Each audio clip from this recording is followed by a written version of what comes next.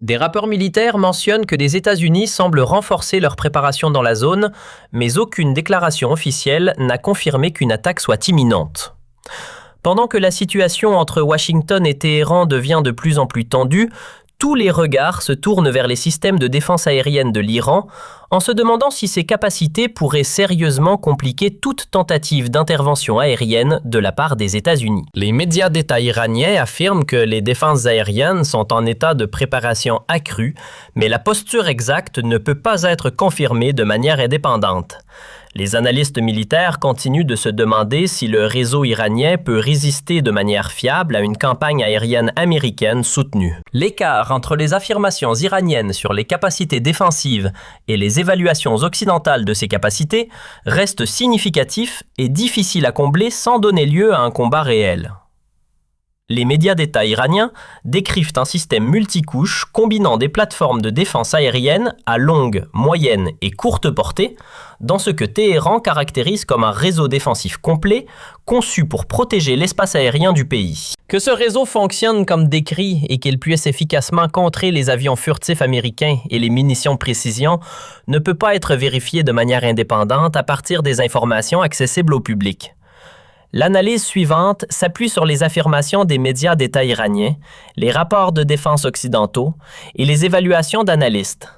Chaque source présente des perspectives et des limites particulières. L'évaluation critique de toutes les affirmations est essentielle pour comprendre ce qui est connu, ce qui est revendiqué et ce qui reste véritablement incertain. L'approche de défense aérienne de l'Iran est décrite comme conçue pour refuser aux forces hostiles une supériorité aérienne facile sur ses grandes villes et infrastructures stratégiques, forçant tout attaquant à payer un prix plus élevé pour pénétrer l'espace aérien iranien. Au cours de la dernière décennie, l'armée iranienne aurait construit un système multicouche qui combine différentes capacités de portée. Selon diverses évaluations d'analystes de la défense, l'intention de ce cadre est de créer une couverture qui se chevauche et qui complique la planification des attaques, forçant les adversaires à consacrer plus de ressources à toute campagne aérienne. Les médias d'État iraniens décrivent cette approche multicouche comme fournissant une protection complète pour le territoire du pays. Cependant, l'efficacité réelle des défenses multicouches dépend de facteurs incluant la qualité de l'équipement, la formation des opérateurs, l'intégration du système, la maintenance et la sophistication des forces attaquantes. Tous ces éléments sont difficiles à évaluer avec précision à partir des informations publiques. Les analystes notent que l'approche défensive de l'Iran vise de manière réaliste à augmenter les coûts plutôt qu'à garantir le déni complet de l'espace aérien à un adversaire déterminé.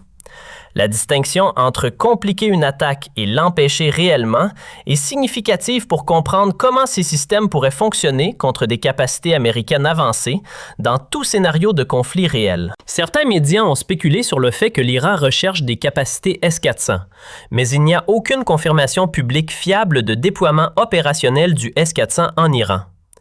Le S-400 est le système de défense aérienne exporté le plus avancé de Russie, et les rapports sur un intérêt iranien potentiel doivent être traités comme une spéculation non vérifiée plutôt qu'un fait établi. Le S-400 Triumph est un système de défense aérienne à longue portée fabriqué par la Russie qui a été exporté vers plusieurs pays, dont la Turquie, l'Inde et la Chine. Des responsables russes ont confirmé la coopération en matière de défense avec l'Iran en termes généraux. Mais les affirmations spécifiques concernant la livraison ou le déploiement du S-400 n'ont pas été étayées par des sources indépendantes ou confirmées par des déclarations officielles de Moscou ou de Téhéran. La Russie a achevé la livraison du système de défense aérienne S-300 à l'Iran en 2016. Selon les rapports de l'époque, cette livraison est l'un des rares éléments confirmés du réseau de défense aérienne de l'Iran qui peut être vérifié à partir de sources publiques et représente une véritable amélioration des capacités iraniennes. Le S-300 PMU-2 fournit une capacité de défense aérienne de moyenne à longue portée et était considéré comme une acquisition significative pour l'Iran lors de sa livraison. Cependant, le système représente une technologie plus ancienne à ce stade et son efficacité contre les menaces modernes, y compris les avions furtifs et les missiles de croisière avancés, est évaluée comme limitée par certains analystes occidentaux. Le Bavar 373 est décrit par les médias d'État iraniens comme un système de défense aérienne à longue portée indigène développé domestiquement pour réduire la dépendance aux fournisseurs étrangers. Les lanceurs mobiles sur route fourniraient une couverture contre les avions, les drones et certaines classes de missiles balistiques jusqu'à environ 200 km. Selon les affirmations des médias d'État iraniens concernant les capacités du système, les missiles intercepteurs Sayad 4, associés au Bavar 373, sont décrits par les sources iraniennes comme étant capables d'engager des chasseurs de 5e génération à haute altitude. Selon la couverture des médias d'État, cette affirmation n'a pas été vérifiée de manière indépendante par les analystes occidentaux et est considérée avec un scepticisme significatif compte tenu des défis techniques impliqués. Les batteries Khordad 15 protégeraient les grandes villes et les bases aériennes contre les avions à réaction, les systèmes sans pilote et les missiles de croisière volant à basse altitude. Selon les descriptions des médias d'État iraniens sur le rôle du système, ce dernier représente la couche défensive de moyenne portée de l'Iran, destinée à combler les lacunes entre la défense stratégique à longue portée et les systèmes de défense ponctuels. Les responsables iraniens ont décrit le Khordad X comme capable de détecter et d'engager des cibles furtives, y compris les missiles de croisière et les drones avancés. Cette affirmation est significative, étant donné que les missiles de croisière et certains véhicules aériens sans pilote ont des signatures radar réduites. Les lanceurs 9 jours formeraient des anneaux intérieurs autour des bases et installations clés, chargés de détruire les drones volant à basse altitude et les missiles de croisière entrants qui pénètrent les couches défensives extérieures. Selon les rapports de défense sur les capacités iraniennes, ces systèmes à courte portée fournissent une défense ponctuelle pour les infrastructures critiques, comme dernière ligne de défense.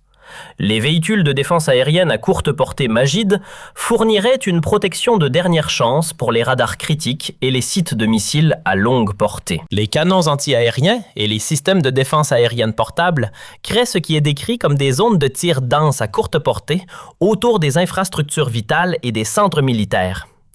L'Iran affirme qu'il utilise des radars VHF et Trans-Horizon pour améliorer l'alerte précoce et la détection des menaces entrantes. Mais les systèmes spécifiques et les affirmations de performance sont difficiles à vérifier publiquement. Les médias d'État iraniens décrivent une couverture radar nationale destinée à fournir une alerte précoce et un suivi complet des menaces potentielles. Certains rapports décrivent Gadir comme un radar transhorizon avec des portées de détection d'environ 1000 km et plus. Mais les performances réelles dépendent des conditions atmosphériques, des caractéristiques de la cible et d'autres facteurs qui ne sont pas entièrement vérifiables à partir de sources publiques. De telles portées de détection représentent des affirmations iraniennes plutôt que des capacités vérifiées de manière indépendante. Un commandement national conjoint de défense aérienne relie les principales stations radar et unités de missiles solaires de l'Iran dans une structure de commandement intégrée. Selon les médias d'État, les responsables iraniens affirment que ce réseau fournit une surveillance continue, 24 heures sur 24, de l'espace aérien du pays et permet une réponse rapide aux menaces. L'efficacité de tout réseau de défense aérienne dépend non seulement des systèmes individuels, mais aussi de la manière dont ils sont intégrés dans une structure défensive cohérente. Les responsables iraniens revendiquent une intégration complète, mais cette affirmation ne peut pas être vérifiée de manière indépendante à partir de sources publiques. Les analystes occidentaux notent que l'intégration de systèmes provenant de différentes sources, l'importation russe comme le S-300 et les systèmes développés localement comme le Bavar 373 présentent des défis techniques importants. Il est inconnu si l'Iran a réalisé une intégration transparente entre différentes plateformes, et cela est difficile à évaluer. Des plateformes furtives américaines telles que le B-2 et le F-35 sont conçues pour pénétrer des défenses aériennes denses en minimisant leur signature radar grâce à une forme et des matériaux spécialisés. Selon les rapports de défense sur les capacités américaines, le B-21 est encore en test et n'est pas encore opérationnel. Il ne serait donc pas disponible pour les opérations actuelles. Les actifs de guerre électroniques américains chercheraient également à aveugler ou à confondre les radars iraniens et à couper les liaisons de commandement dans les premières heures de tout grand ensemble de frappes. Selon les analyses de la défense, familières avec la doctrine américaine, La dégradation des défenses aériennes avant et pendant les frappes est un composant standard et bien pratiqué de la doctrine de campagne aérienne américaine, développée sur des décennies. La combinaison d'avions furtifs, de plateformes de guerre électroniques et de munitions guidées de précision représente des capacités spécifiquement développées et affinées pour surmonter les défenses aériennes multicouches, comme celles que l'Iran a construites. De nombreux analystes occidentaux soutiennent que les défenses de l'Iran pourraient augmenter le coût et la complexité de toute campagne aérienne. Mais ils ne sont pas d'accord sur l'ampleur de cet effet et aucun ne peut vérifier les performances réelles sans engagement direct au combat. Les défenses de l'Iran sont généralement considérées comme capables de compliquer la planification des attaques et potentiellement d'infliger certaines pertes. Mais les évaluations spécifiques varient considérablement. Le point de vue parmi de nombreux analystes occidentaux est que le réseau de l'Iran serait peu susceptible d'empêcher complètement une offensive américaine déterminée d'atteindre ses objectifs initiaux. Cependant, cette évaluation est basée sur l'analyse, la modélisation et le précédent historique plutôt que sur des données de performance vérifiées provenant d'un combat réel impliquant des systèmes iraniens. La distinction est importante pour comprendre les enjeux. Augmenter les coûts signifie qu'un attaquant doit engager plus de ressources, accepter plus de risques ou ajuster les tactiques pour atteindre les objectifs. La prévention signifierait réellement empêcher une offensive de réussir. Cela représente une barre beaucoup plus haute que celle que la plupart des analystes estiment que l'Iran pourrait atteindre contre les capacités militaires américaines. Les responsables iraniens contestent les évaluations occidentales en affirmant que leurs défenses sont adéquates pour dissuader ou vaincre toute attaque. Cela représente le message de dissuasion qui sert des objectifs importants, indépendamment de la réalité des capacités sous-jacentes.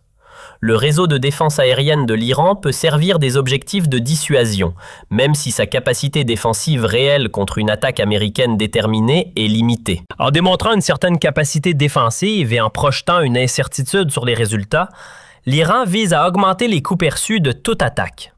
La dissuasion réussit si les attaquants potentiels perçoivent que les coûts et les risques l'emportent sur les avantages. Indépendamment du fait que les défenses réussiraient réellement à repousser une attaque, les systèmes de défense publiés de l'Iran et les capacités qu'ils revendiquent contribuent à ce calcul de dissuasion à Washington et dans d'autres capitales. La posture stratégique de l'Iran ne repose pas uniquement sur la défense aérienne pour dissuader ou répondre à une attaque. L'Iran a constamment souligné que toute attaque contre lui déclencherait des réponses s'étendant au-delà des simples mesures défensives. Selon des déclarations officielles iraniennes faites au fil des années, les capacités de missiles balistiques et de croisière fournissent à l'Iran des options de réponse offensive qui ne dépendent pas uniquement de la défense réussie de son propre espace aérien. Les responsables iraniens ont averti à plusieurs reprises qu'ils pourraient frapper des cibles régionales en réponse à toute attaque contre leur territoire. Les capacités asymétriques de l'Iran, y compris ses relations régionales avec divers groupes, ses forces navales opérant dans le Golfe Persique et d'autres outils non conventionnels fournissent des options de réponse supplémentaires. Ainsi, la dissuasion de l'Iran repose autant, voire plus, sur des représailles menacées que sur la défense aérienne active. L'avertissement récent du guide suprême iranien, Ali Khamenei, concernant une guerre régionale reflète ce cadre stratégique plus large. Le concept de défense de l'Iran comprend l'imposition de coûts aux adversaires, non seulement par la défense aérienne, mais aussi par des représailles. Cela signifie que même des frappes aériennes réussies pourraient déclencher un conflit plus large. Des incertitudes significatives affectent les calculs des deux côtés et limitent la confiance dans les prédictions. Les États-Unis ne peuvent pas savoir exactement comment les défenses iraniennes fonctionneront jusqu'à ce qu'elles soient réellement testées au combat. De même, l'Iran ne peut pas savoir exactement quelle est l'efficacité de ces systèmes contre les capacités militaires avancées des États-Unis sans que ces défenses ne soient elles-mêmes mises à l'épreuve en situation de combat.